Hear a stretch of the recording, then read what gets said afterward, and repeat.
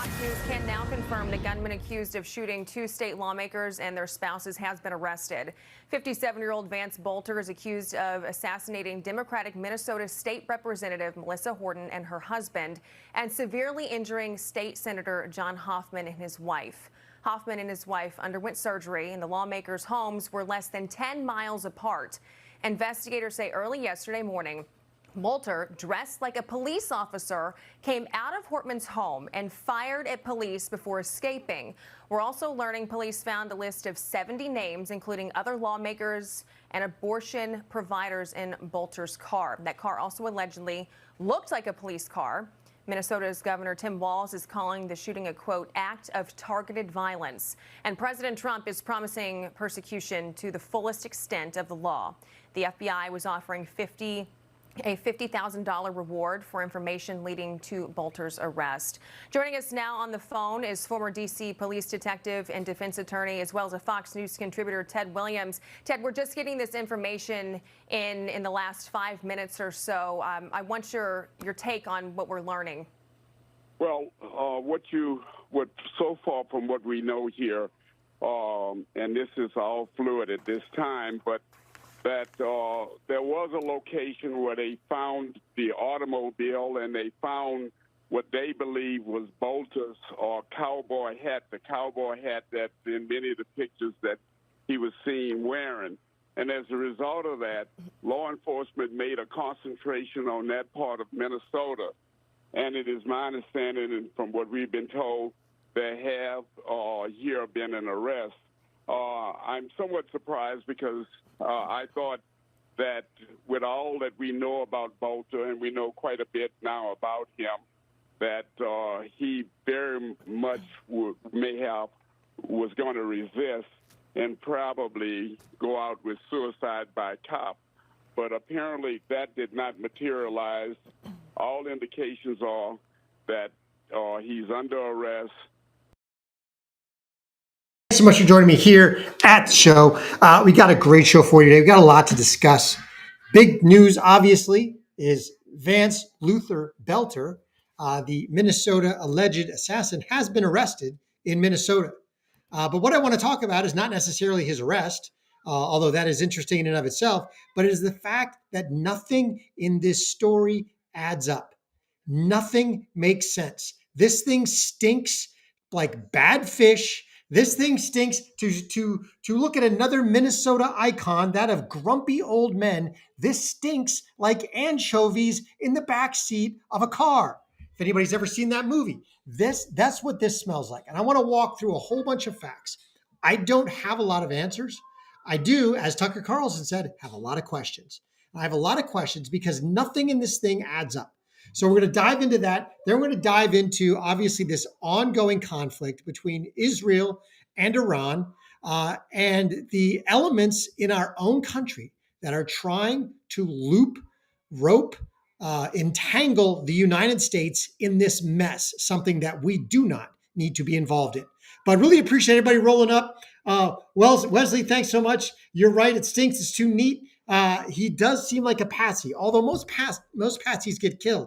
He's still alive, which is another thing that none of this adds up at all. So let's dive right in. The first thing I want to get into, obviously you saw that story. You saw the fact that he has been now, you've got two very duplicitous pieces of information.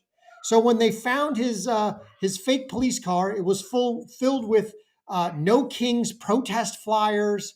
We also know that he was appointed by Waltz, that his wife was a Waltz intern. But now we're hearing from the news things like, oh, well, his manifesto, which we have not seen, we've only seen typed copies of it, which is in and of itself suspicious because I don't believe that's the manifesto at all. They said they weren't going to release it. Then they released these ultra sanitized copies that have all sorts of Democrat lawmakers. Oh, and Planned Parenthood clinics, pregnancy termination clinics. Oh, he's an extreme right-winger. Nonsense. Absolute nonsense. So let's start off with Viva Free, our Canadian friend, who's talking about this very story. And as he says, hey, a Trump supporter kills a Democrat, the sole Democrat to vote with Republicans to revoke health care for illegal aliens, appointed by Tim Walz, whose wife interned for Tim Walz in 2010. So what you've got is you've got two obvious Democrat operatives. And when I say operatives, I mean they are entrenched in the Democrat system. They're friends with Tim Walz. She interned for Tim Walz. He was appointed by Tim Walz.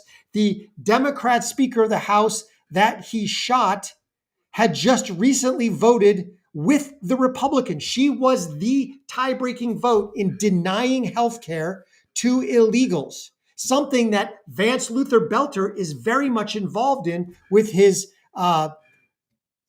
Congo-based nonprofit, which seeks to basically recruit and bring African nationals to the state of Minnesota, whether legally or illegally. It doesn't really matter. But he wants them all, obviously, to get benefits. It's in his best interest. He received small business SBA money for that. It is also believed he received USAID money for that little nonprofit NGO. So do not believe this ultra nonsense narrative that he was a MAGA Trump supporter. We've got pictures of him with the resist t-shirt, and she's got and his friends have Democrat campaign slogan t-shirts. The man was not a right-wing extremist. He was not a MAGA Republican. Now, so first there was the initial media-driven narrative that it was two Democrat lawmakers were shot, and it was a MAGA Republican. This stinks very much like the whole MAGA country, Chicago goofball, the actor. Why can't I think of his name? Anyway, the one who was on Empire, who basically claimed that, the two MAGA Republicans, said this is MAGA country, and they beat him up over his Subway sandwich at 2:00 in the morning.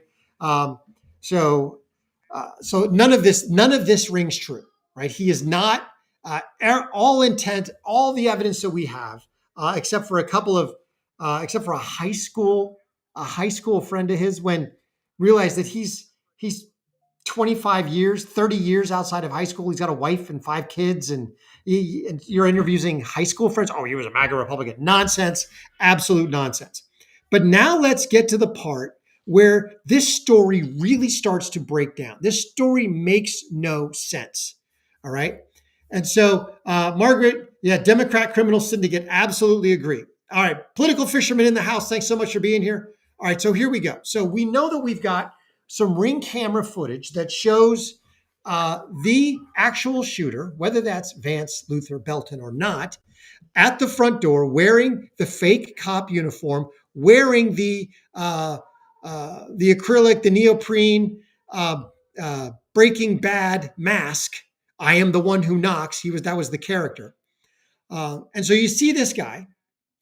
Now, supposedly this is the story. He goes and he actually, I believe he first shoots the Democrat state senator. And so the police get wind of that. And lo and behold, the police say, out of the blue, let's go check the Speaker of the House's residence. Okay, wait a minute. This makes no sense. Why would you immediately go check the Speaker of the House's residence? If a state senator had just been shot and you were thinking, oh my gosh, maybe other people are targeted, you would have gone to other state senators. You wouldn't have gone to, well, let's go to the Speaker of the House. That's like saying, hey, a state senator was just shot. Well, let's go check the Department of Transportation. Okay, yeah, it's still in the legislature, but why would you go there? And just lo and behold, you happen to interrupt the killer as he is in the house. Now, this is where the story, so that's the first aspect. The police just suddenly decide to go there. Okay, even if I grant them that, all right, somebody had an intuition, a hunch, they took off, they go to the Speaker of the House's residence, and there the shooter is in the act. They confront him coming out of the house, and supposedly these police officers unload 1, 2, 3, 4, 5, 6, 7, 8, 9, 10 shots. He comes out of the house in his flake police uniform. He opens fire. The police return fire. 10 shots. Somehow they hit the door, but they do not hit the perpetrator, who somehow gets back through the door. He has enough wherewithal to take a couple of shots and get back in the door before they can open fire. And all they manage to do is hit the door. Meanwhile, he escapes out the back of the house on foot, not on a car, no vehicle, on foot. And nobody can catch the guy. I'm telling you that a car cannot outrun a radio, much less so an upper-aged man, decidedly 100 pounds overweight, with a limp on foot. He's not evading anybody. Those two cops, if there was only two of them, they could have chased him down. If there was more than two, why were they not covering the back door? Where were the drones? All you have to do is call a radio and say, suspect fleeing on foot. You're going to find him. He can't run that fast. It makes no sense. Now, so to back up that narrative, let's check out our perpetrator, alleged perpetrator, on video later on that day.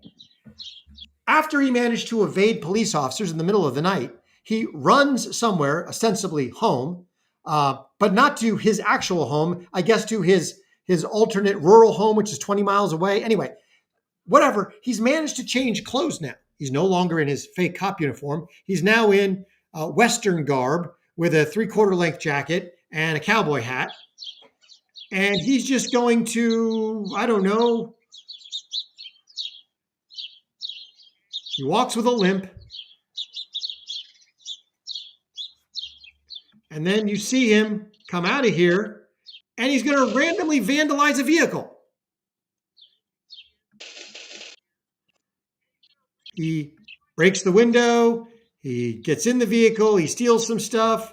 Does he take the vehicle? No, doesn't do that. And then flees on foot again. And somehow they still can't find this man. Now, so here's where it gets even more interesting, right? Somehow he manages to lose his hat, his cowboy hat, which they find by the side of the road. Does this smack at all of 9/11, when airplanes with tens of thousands of gallons of jet fuel fly into the World Trade Center, vaporizing that fuel, vaporizing the airplanes, so hot that it actually melted the concrete superstructure around the elevators, causing the building to fall, supposedly. Yet there were intact passports that fluttered down from the sky to land in the street so that we knew who the terrorists were. Are you kidding me? This is ridiculous. So I don't buy the whole hat story either. He just happens to drop it by the side of the road. Now, let's take a look at this picture. This is not the best picture, but you see the guy, the alleged, the one in the fake police uniform, and then you see actual Vance Luther Belter, 100 pounds overweight. You can't see him walking with a limp. It's look at the same guy. Yes, he's got an acrylic mask on. I'm talking build. This guy looks way thinner. Now, I could be wrong. I could be absolutely way off base. But again, nothing in this makes any sense whatsoever. Not the story of the police going to the speaker's house. Not the story of the police confronting him, opening fire with 10 shots and hitting nothing but a door. Not them not chasing him out the back of the house. Not them not calling on a radio and getting other units to chase him. Hey, get in your car and chase him in the car. There's no way this guy should have evaded for that long. And I'm not believing now that it doesn't make sense to me that he's the actual shooter. This doesn't make sense. Now, he might be. But what this smacks of is that they had this thing all set up for a false flag operation to blame MAGA Republicans. And potentially the one true piece of the story is the police confronting him at the second location. They were not part of the plan. Somebody had a hunch. They showed up, and there he was. Now, within all that fog of war, I don't know what happened, but now they have to cover for their false flag operation gone wrong, because now they've got an actual shooter. They can't pin it on just anybody. The other thing that makes no sense in this story is that without any evidence that we know of, Suddenly, the AP is the one that designated him a suspect. They said they claimed they got that from the police.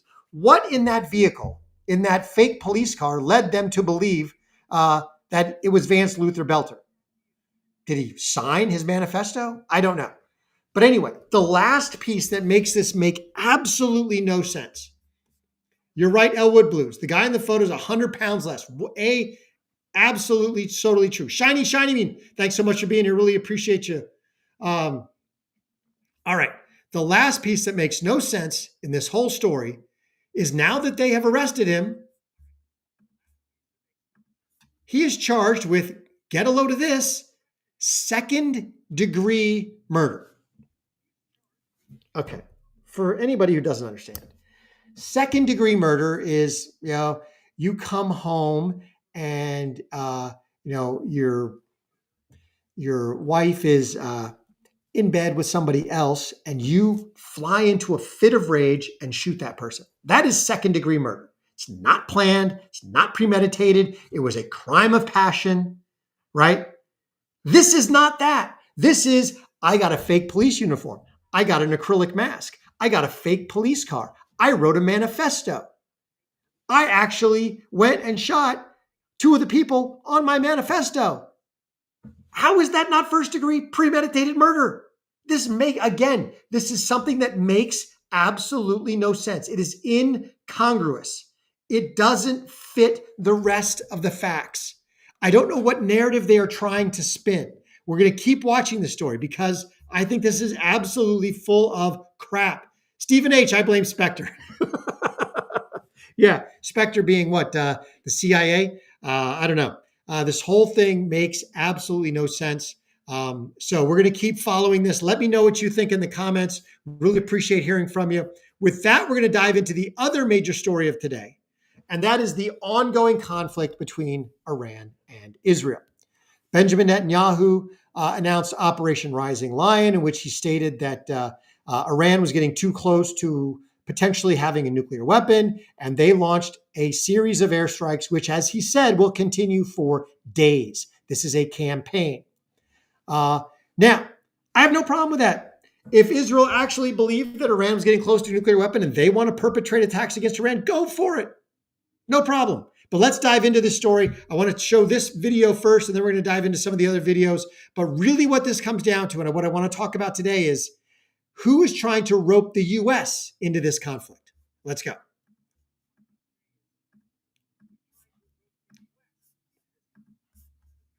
Of antiwar.com. Scott, appreciate you doing this.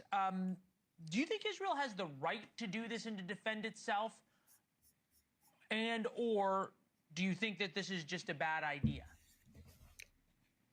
Well, yeah, two separate questions.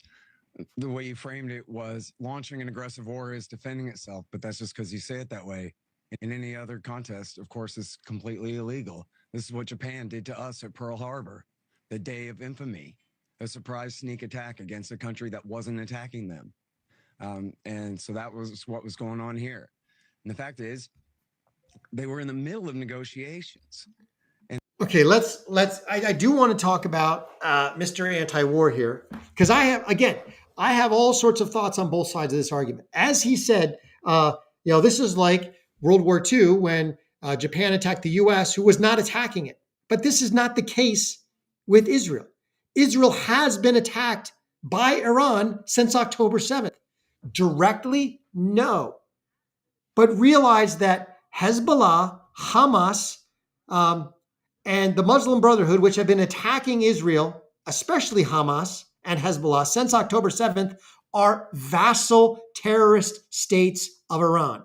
They are controlled by Iran, funded by Iran. They exist because of the patronage of Iran. They are Iran's tip of the spear. That's exactly who they are. So yes, this war between Israel, this conflict between Israel and Iran did not start 4 days ago. It started on October 7th. It started even before then, but it's been in a cold phase. But it was kicked off into a hot phase when Iran funded Hamas and the October 7th massacre. So he's not correct in that analogy.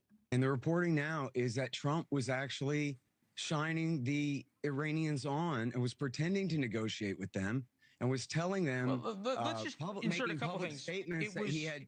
It was Was trying Israel to that was dissuade it was Israel Israel from that was attacking. attacked on October 7th by an Iranian proxy and by Hezbollah. It was also Israel that was attacked by Iran. It was also U.S. troops that were attacked by Iran. Nevertheless, who in their right mind would allow someone, a regime that runs around chanting death to America, death to Israel, or if someone was running around chanting death to Scott Horton, would you want them to have a nuclear bomb? Well, the thing of it is, as I'm sure you must know, as the CIA and the rest of the intelligence community concluded back in 2007, Iran stopped even researching into how to make a nuclear bomb after George Bush got rid of Saddam Hussein for them. They had no more need for a nuclear weapon at that time. They opened up their books, and everyone watching this knows that Netanyahu has said they're a few weeks away from a bomb for the last 20 years. They still don't have a single one. And in February, the director of national intelligence, Tulsi Gabbard, put out the threat assessment, the annual threat assessment. Everyone can read it at dni.gov. And it says that they have not made the decision to begin to pursue a nuclear weapon. You don't think that the Israelis have better intelligence? Come on. No. Look, there's nothing saying that late Israeli claims of recent advancement are true. No one else is confirming that at all. In fact, what they had all along, Leland, was a latent nuclear deterrent. It's the same as Germany or Japan or Brazil, where they had shown that they had perfected the fuel cycle. They know how to make nuclear weapons fuel, but they're not making it. And so what has happened here is with this attack, I know you want to hoist up your mission accomplished banner, but with this attack, they're actually more likely to pursue nuclear weapons now, whereas before they actually were not pursuing Germany them, and Brazil, despite your begged question in your question. Okay, so lots of things to think about here. Again, now, it is true that Benjamin Netanyahu has been banging the Iran is days away from a nuclear weapon drum since 1995, 30 years. He's absolutely right on that point, Mr. Antiwar.com, which I don't have any problem with that. I don't have any problem with him per se. This whole argument, I wanted to play this video because I want to step us into the reports that there are elements within the Trump organization that are trying to drive Trump into a shooting war with Iran to support Israel, which I 100% do not want. I do not want us involved in this conflict. I would much rather us take a different tack that we'll talk about. Now, so he is correct. Bibi Netanyahu has been banging this drum since 1995 and has never come true. At the same time, Iran has been refining nuclear fuel. In one of the original agreements, they were not supposed to refine it more than 2.7%. They've been refining it up to 20% weapons grade. Okay, so Iran has absolutely broken deals in the past. They are not trustworthy. It is true that death to America is their chant. They teach it to their kids in school under this ridiculous propaganda tyrannical regime. One of the other things he said was the only reason that Iran wanted a nuclear weapon was because of Iraq. No, that is not true. I think Iraq was one of the primary focuses at that time because they were sworn enemies, being on two factions of the Islamic tilt, Shia versus Sunni, and their hatred for each other. But there is also the fact that Iran has stated that they would love to have a nuclear weapon in order to wipe Israel off the face of the earth. Okay? So those, and it's not an either, those are both true statements. So with this, Israel took action. Now, we can debate whether Israel's action was correct. Was it justified? Was it not? We can do that. We can continue to do that while Israel continues to bomb all these nuclear sites. Now, I will give Israel credit for this. They did not just wholesale bomb civilian sites. They decapitated them militarily and scientifically. They went after the heads of the nuclear program. They are taking out nuclear sites, both civilian and military, but anything involved in the refinement of nuclear material and all of that. They've also started to take out their natural gas infrastructure. So And this is all based on, this is designed to essentially decapitate and eliminate Iran's ability to perpetrate war, to A, get a nuclear weapon, and B, deliver it, because they've gone after all their ballistic missile sites, launch sites as well. So what Israel has done, I thought, was excellent from a military strategy perspective. Whether or not it was justified, again, we can debate. But what I want to get into is the fact that when this first rolled out, Trump had this to say. So Trump got on True Social on X, and he talked. So here we are. The U.S. had nothing to do with the attack on Iran tonight. If we are attacked in any way, shape, or form by Iran, the full strength and might of the U.S. armed forces will come down to levels you have not seen before. However, we can easily get a deal done between Iran and Israel and end this bloody conflict. So realize that Trump has said that he has been negotiating with Iran for the last 60 days. And during that 60-day time frame, the reports coming out of the administration now are that Iran have basically been joyriding Trump and the administration. They had no intention of ever making a deal. They had no intention of ever giving up their nuclear capability. Now, there are arguments on the other side that say they absolutely don't have a nuclear capability, that they have no intention of refining weapons-grade material and actually making a bomb. But there are also intelligence support. They say they now have the trigger device. They've figured out how to make that. So if they've got nuclear material, if they've got a trigger device and they've got a ballistic delivery program, they've got a weapon. It's just a matter of assembling it. So Israel decided enough's enough, we're not doing this. Now, realize that this attack happened on day 61. Trump said he gave him 60 days to make a deal, and it would be much better for them if they made a deal. Well, on day 61, Israel attacks. We've come to find out, or at least it's been leaked, that the Trump administration had knowledge that Israel was going to do this. Okay, fine. He's still correct. We were not involved. We did not commit forces, planes, anything. It was Israel's fight. And I'm perfectly happy keeping it Israel's fight. So let's check in because Bibi Netanyahu was speaking at a press conference. And then our good friend Alex Jones has a couple things to say about it, but let's dive right in. Before we do that, please, as Shiny Shinyman said, please consider like, comment, and subscribe. Let us know how we're doing in the comments. Also, please make sure you share Courageous Media with everybody that you know. Resnap in the house. All right, here we go. New York. I understand America first. I don't understand America dead. That's what these people want. They chant death to America. So we're doing something that is in the service of mankind, of humanity, and it's a battle of good against evil. America should and does stand with the good. That's what President Trump is doing, and I deeply appreciate his support.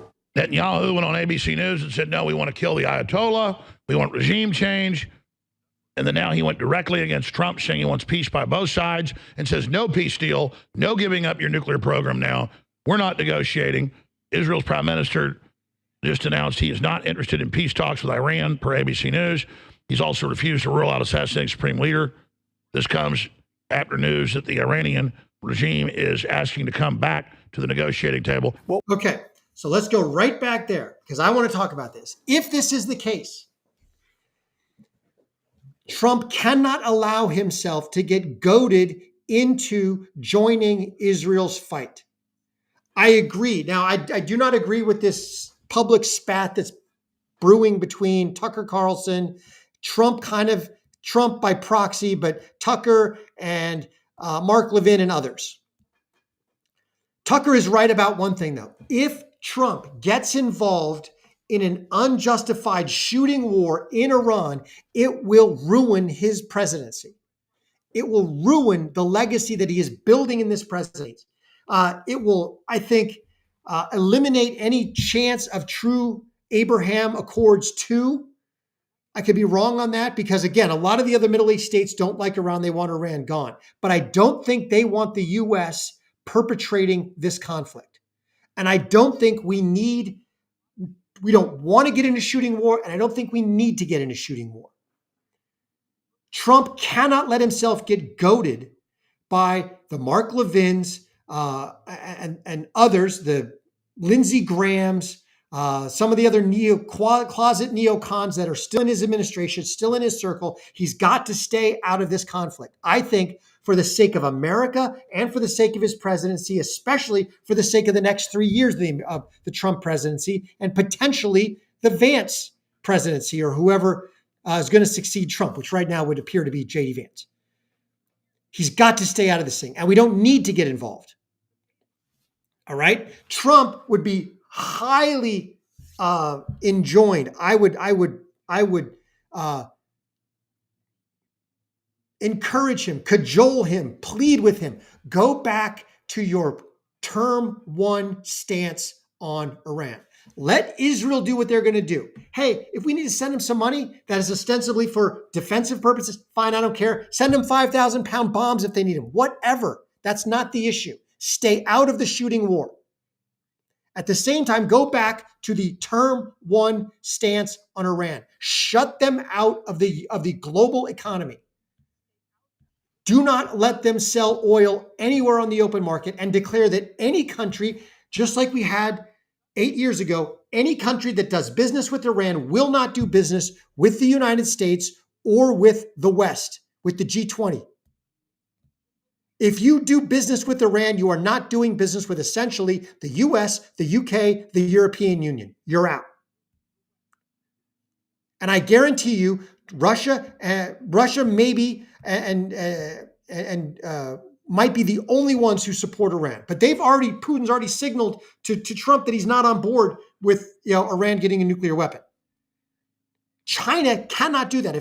If we go to China and say, if you do business with Iran, your exports will go to zero. China will not do that because they know they need us more than we need them. Trump should go back and absolutely isolate Iran, bankrupt Iran, bring them down once again to zero money. That's what he should do. Now, one last video on this because Posobiec, Jack and Kevin Posobiec had a good discussion on this. I want to get into it real quick before we sign off for the day.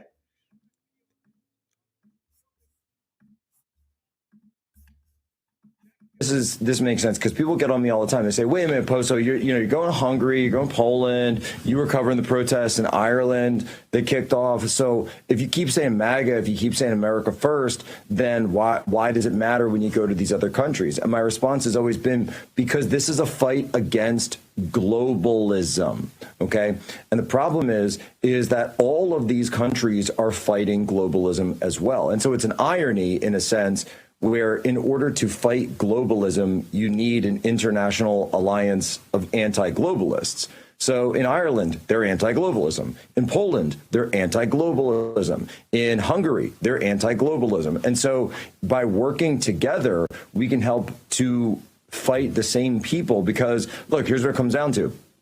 I want Hungary to put Hungary first. I want Ireland to put the Irish people first. I want Poland to put the Polish people first. And I want America to put the American people first. And that's what it's all about. And so people talk about Israel, say Israel, oh, they're going to be Israel first. They say, okay, they're Israel first, but that's their fight. Okay, that's their fight. That's not our fight. That fight's there. Our fight is here. Our fight is the illegal aliens. Our fight is the migrant crisis, the invasion. Our fight is the cartels that are right on our border. We did a whole episode on that last week.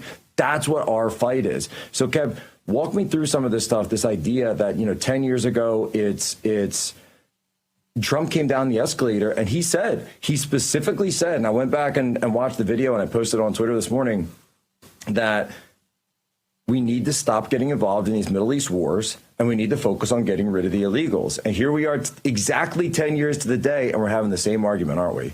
We sure are. And credit to Ireland as well. They're not only protesting illegals, but legal immigrants, too. They're just saying, listen, we're past capacity. We can't take it anymore. They have a population of 4 million.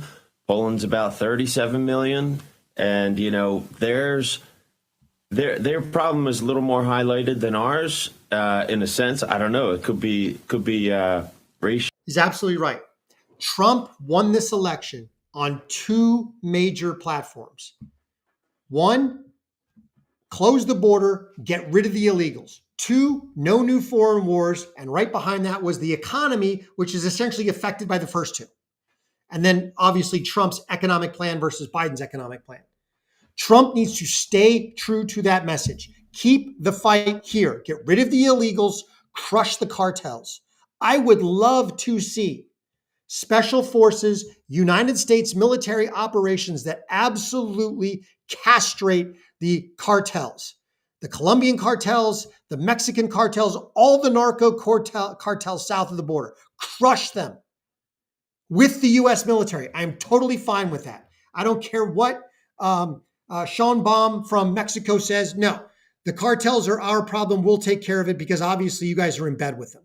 So go crush the cartels and get rid of the illegals out of this country. At the same time, do not get involved in this war in Iran. The only thing we need to do is say, hey, Israel, we believe in your right to self-defense. Go for it. Have fun. And as you said, Shiny, the only thing that they can't do is really get to the deepest bunker at the site in Frodo. So if they need to go to the U.S. and say, you know, guys, we need to buy a couple of bombs, 5,000 pounder, 5,000 pound JDAMs. We need some specialized fuel air explosives. Okay, fine, sell them. And I would even basically say, here, you have to buy those, but we're going to give you some money on the back end for, Iron Dome missile defense. You figure out what to do with it. It's easy.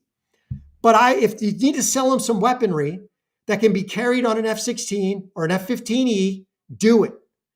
An F-15E can easily carry a 5,000 pound JDAM bomb. No problem. So I say support Israel in their calculated decapitation strikes on Iran's military leadership and key military infrastructure. At the same time, Trump goes into isolate Iran mode. He issues a proclamation that says Iran is no longer allowed to sell oil on the open market. They are not allowed to trade. They are essentially embargoed.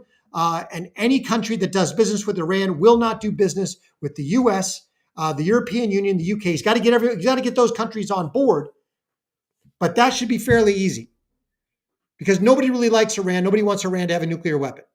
That's what I would do. That's what I would do as Trump. That's what I encourage Trump to do because that maintains and preserves the foundation upon which he won the presidency. That is the 80-20 issues. 80% of Americans want the border closed, want illegals gone, want the cartels taken out. And they do not want foreign wars. Trump will maintain his bipartisan base. He'll maintain the Trump coalition, and he'll get the economy rolling, steamrolling into the midterms. That's what he needs to do. Let me know what you think in the comment. The guys who pay us living. Let me know what you think in the comments. Please like, comment, and subscribe. Most importantly, share Courageous Media with everybody that you know. Thanks so much for everybody rolling up. Really appreciate everybody being here. Until I catch you next time.